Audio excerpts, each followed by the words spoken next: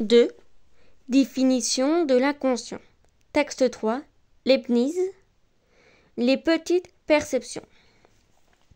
Nous avons toujours des objets qui frappent nos yeux ou nos oreilles, et par conséquent, l'âme en est touchée aussi sans que nous y prenions garde, parce que notre attention est bandée en d'autres objets, jusqu'à ce que l'objet devienne assez fort pour l'attirer en soi, en redoublant son action ou par quelque autre raison.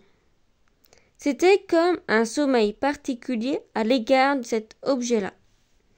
Et ce sommeil devient général lorsque notre attention cesse à l'égard de tous les objets ensemble. Toutes les impressions ont leur effet, mais tous les effets ne sont pas toujours notables. Quand je me tourne d'un côté plutôt que de l'autre, c'est bien souvent par un enchaînement de petites impressions dont je ne m'aperçois pas, et qui rend un mouvement un peu plus malaisé que l'autre.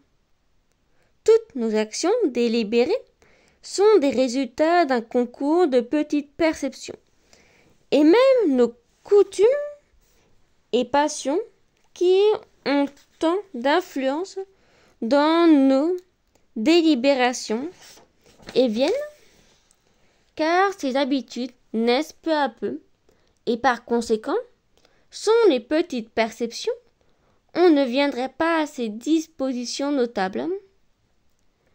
En un mot, c'est une grande source d'erreur de croire qu'il n'y a aucune perception dans l'âme et que celle dont on s'aperçoit.